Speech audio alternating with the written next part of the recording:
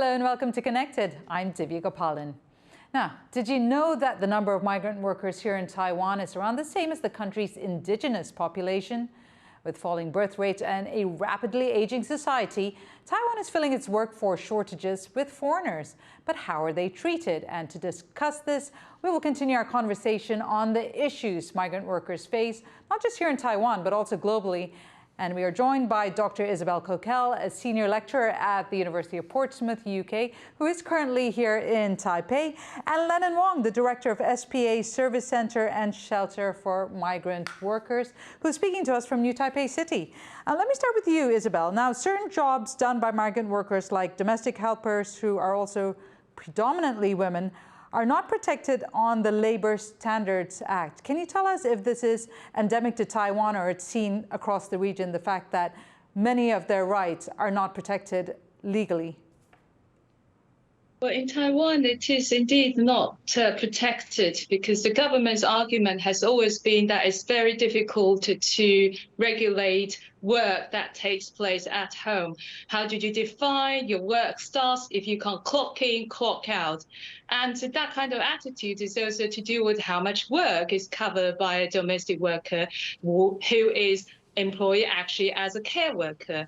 So her work does not only include looking after the person who is assigned to her on a piece of a paper that is qualified by the government to hire this woman, but also almost everyone in the family who feel that they are entitled to ask this woman to work. So the work is confined at home.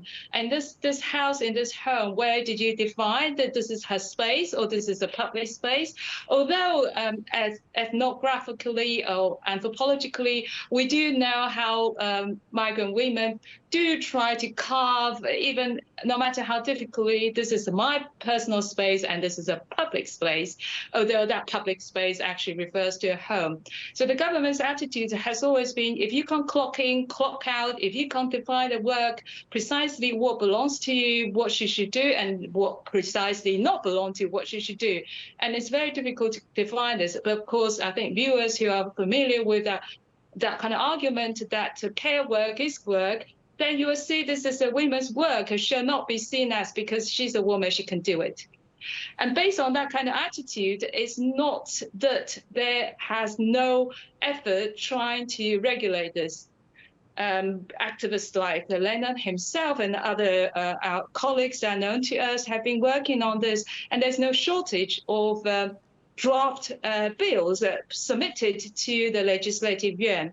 The problem is there has never been a second reading. So the laws, the draft bills been submitted, but there's no second reading to read them because the activists told me the government has no interest nor capacity to really go into the details trying to make them into law. The reason why I became interested in this issue is because both my parents were looked after by migrant workers before they passed away.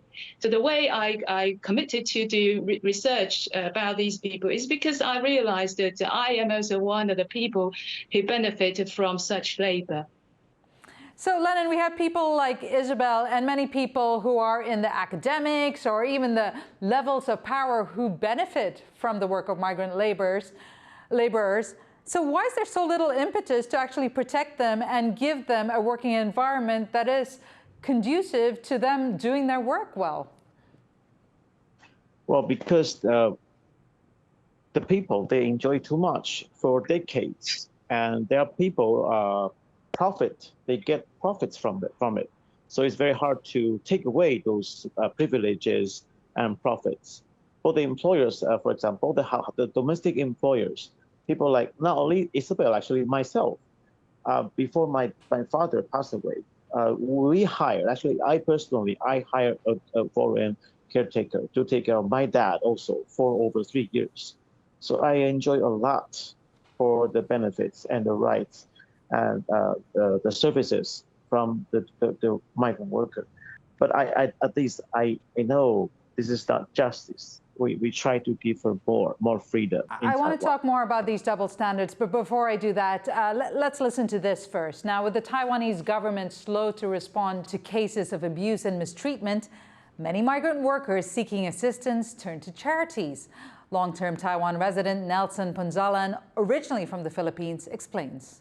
So there are several cases like those fishermen, right, Filipino fishermen or Indonesian fishermen, right, that has been abused by the employer, that they have to go to the Catholic shelter, right? So we have a shelter here wherein for those of legal issues, they can come and they will be taken care of and help with the government, get a help from the labor or government to help those legal issues, right?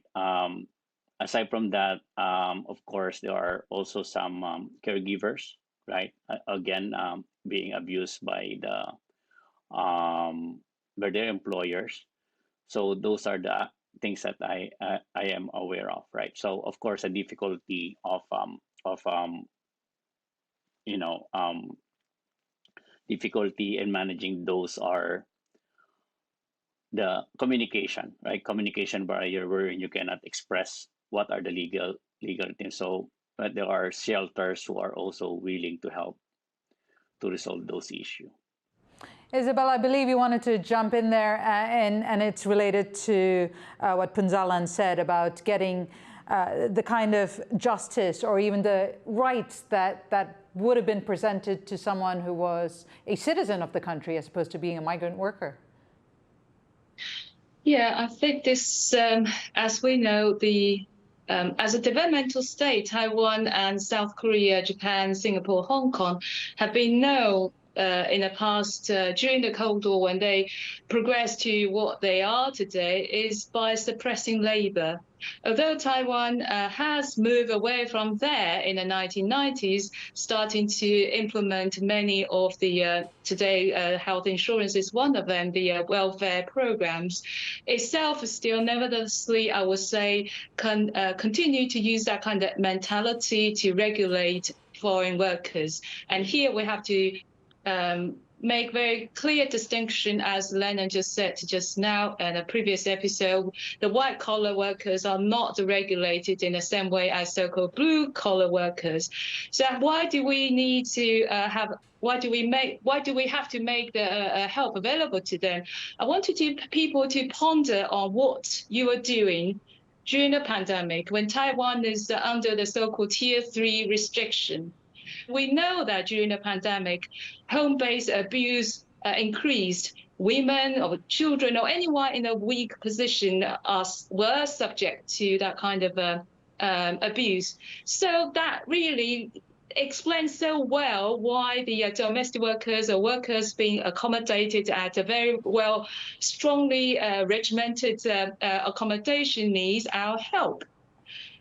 So I'm very privileged to know people like Lennon and a few others, including an organization called Taiwan International Workers Association, TIWA. I think it's one of the best known ones. And also the people I work with in Singapore, Malaysia, Indonesia, Hong Kong, and Macau. These are the grassroots activists. Some of them are migrant workers themselves, and learn to study the law and becoming case handling officers, and further become advocates, trying to work together with the people, with like-minded people in this region. And I believe Lena is one of them in this very well-connected transnational campaign. We need to support these people in any way possible. And for me to be here to speak, to explain what I know, but not claim that I'm speaking on behalf of them, because they can speak for themselves, and that is their inspiration. Aspiration is nothing about us without us. But when we support them, this kind of aspiration, nothing about us without us, is because the government hasn't done enough. Indeed, and I want to come to that point, and you know, it's really encouraging to see the grassroots movement, the support they can get from people like Lennon and other organizations. But at the same time, there is a whole system that's rigged against a lot of these migrant workers. And one of the, I would say, at the heart of it is the whole idea of brokerages and agencies that bring the migrant workers their job and then put them at a disadvantage where they come into their job many of them already heavily in debt. Lennon, can you talk to us about that? Yeah, that's one of the most fundamental root cause of the exploitation on the migrant workers. For the migrant workers in Taiwan, most of them, even not 100%, they have to pay a high excessive fee. We call it placement fee in their home country. And most of them, they cannot afford it. So this agency at home, we refer them to a lending company where they borrow a big amount of money. So they bring them the cash to the agency to pay. And they are forced to sign a promissory notes with a bunch of bills. So they bring the bills to Taiwan. So before they come to Taiwan, they are already debt bonded. So there's a very big debt bondage. And the money they have to pay is usually much bigger than the money they so-called lend or borrow from the lending company. And so they have to pay usually in 1 year, every month, 6,000 to 9,000 to finish the loan. And many of them, they cannot finish on time. Then they will be chased by the court because of the promissory note they signed before. They will be chased and deducted monthly for 1/3 from their salary. And also in Taiwan, they have to pay another so-called service fee to the Taiwanese brokers. It's about 1,800 in the first year every month, and 1,700 every month in the second, and 1,500 from the third year. And as far as we know, the money they paid at home, more than half will be given to the Taiwanese brokers. So this is a chain of exploitation. And ironically, the employers of the factories in Taiwan, or most of them, they don't need to pay any single dollar to the brokers when they hire the workers. And on the contrary, the Taiwanese brokers, they have to pay them the under-table kickbacks to safeguard their business, to compete against other competitors, other agencies. This is a business scandal in Taiwan over the past decades, but the government and the prosecution, the court judicial system never take any cases on that. These are commercial So I want to crimes. bring Isabelle here in, and you know, it's not just in Taiwan. You see this across the region, where the brokerages and agencies and you know the people that cannot actually afford to pay are never held to account. Isabelle, why do you think that is, and what kind of a system has this created? The country I know best is Indonesia. According to their state, their stipulation is such that migrant workers cannot go abroad to find overseas contract unless their search for employment is processed by an agency. This actually itself is seen as some kind of protection, because if there's no regulation, the government cannot take anyone accountable. In addition to that, or on the side of this, is that then while you set up this kind of system to process people's anticipation, aspiration to get a job abroad, you also need to make them professional. Because you can send a woman abroad to do the work that she can do at home without protecting her. You can also try to make her more professionalized. So you can give her language training, the basic training skills, so that she can look after the elderly, the sick. And that is all overall being understood as a protecting workers. But when you are putting people in a process, the process itself has to be cost effective. And anyone during this process that provides some kind of service, no matter how dubious that service is, will take money out of this process. So in a sense, in a very crude way, we can explain this, is that if you want to get a job abroad, you buy that piece of contract. By signing up to a contract that, because you cannot afford it, your first few months of a salary will be deducted, because everyone in that process could take money out of it, and you have to pay them back. That includes the people who give you training for language training, people who teach you how to cook, how to do dishwashing, and also look after the elderly people. You go to the airport, you go to Taiwan, and then that on top of that is what Lennon said just now. You also have to pay service charge to the brokers, because once you get into Taiwan, you're handled by a local broker. The broker justifies that their charge on you because they provide interpretation service, provide transport, and most importantly, when you're sick, they're supposed to take you to see a doctor. Whether they do that or not, that's another issue. But this is justified. So the very human way for me to understand this is that when my mother passed away, the woman who looked after her told me she's in deep debt. I don't understand why she's in deep debt. She told me that she's in debt for 9 months' salary. She only looked after my mother for less than 2 months. My mother passed away, and she hasn't been paid.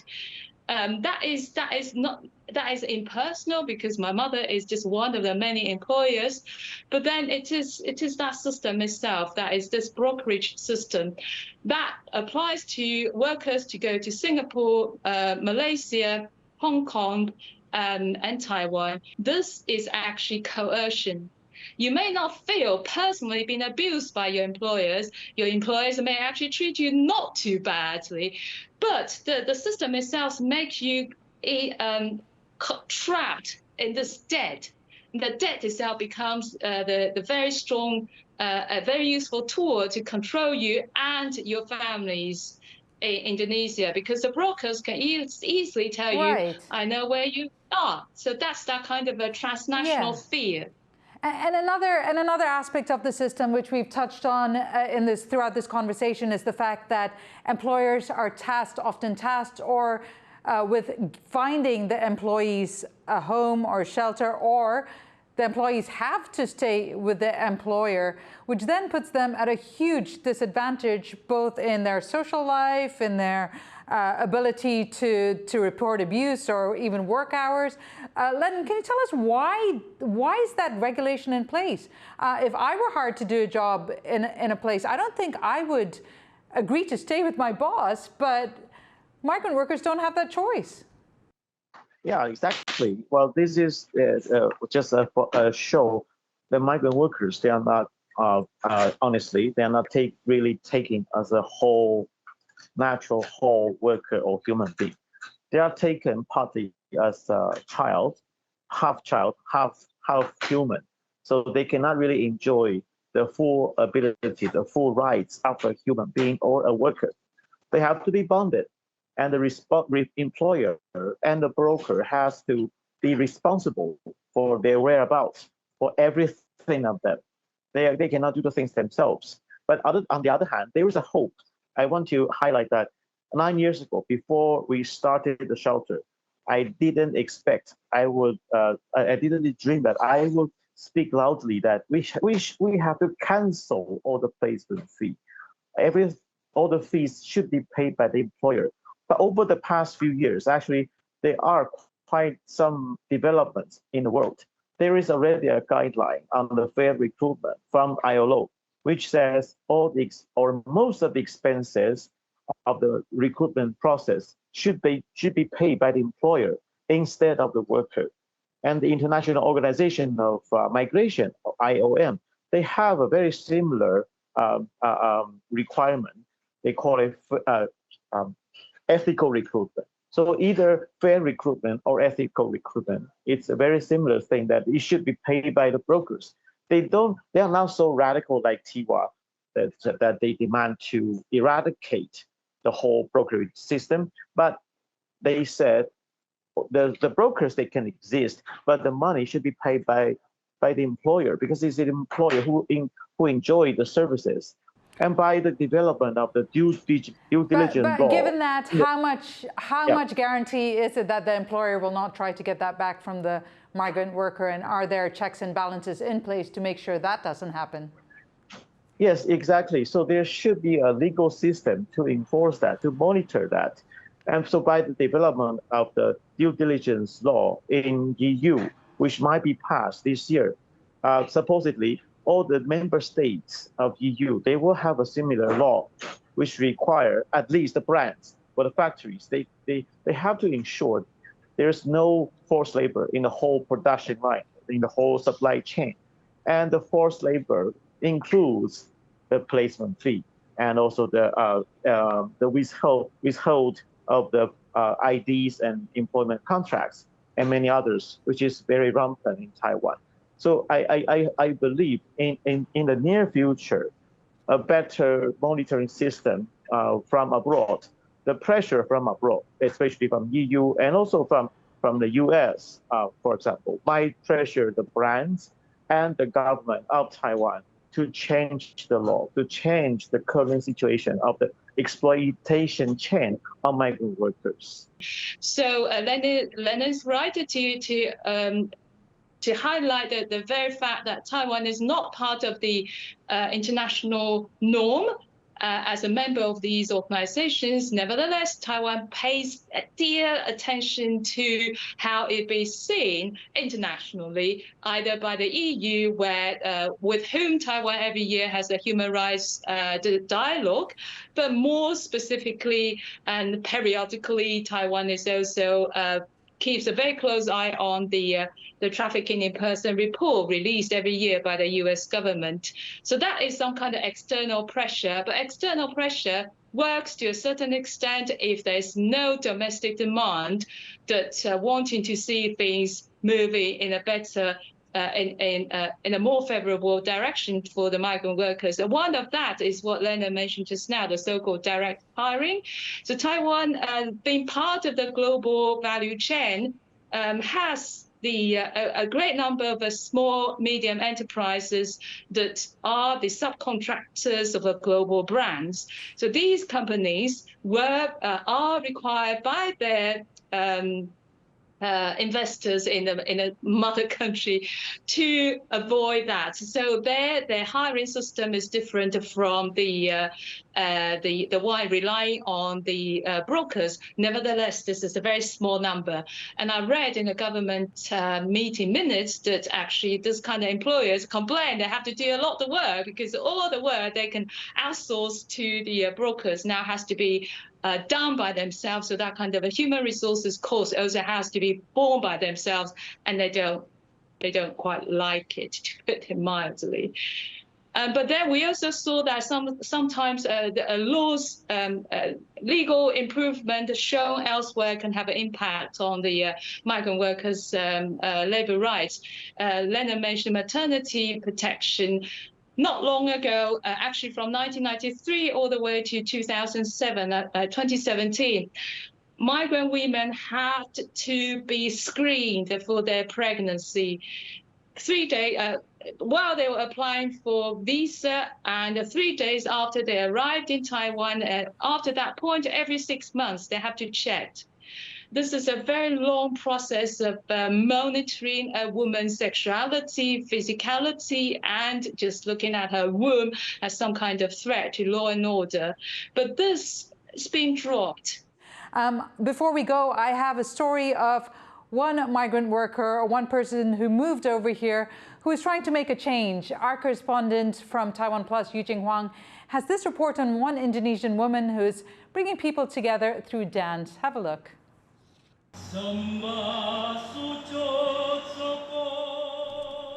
Every Sunday, the Sons of Indonesia fill this community center in Hsinchu, northern Taiwan. Ninik, an immigrant from Java, teaches students the folk dances of her people.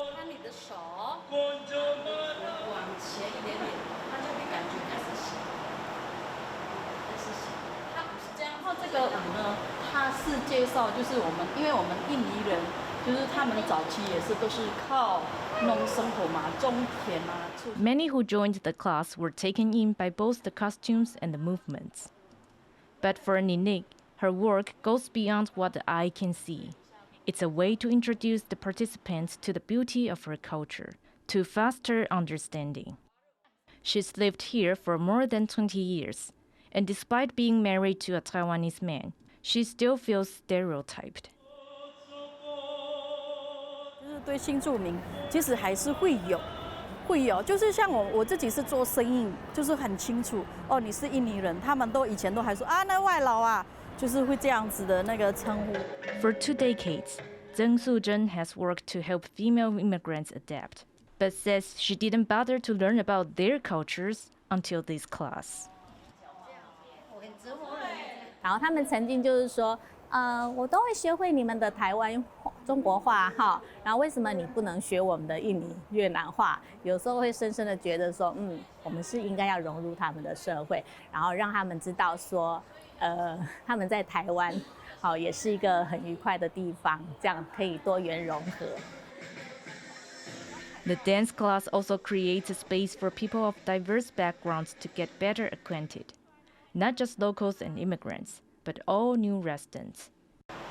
I got the chance to know more about different races and their culture, and it provides a very good opportunity for me to start to think about what it is about nation, what it is about your identity, and what it is about the transnational culture.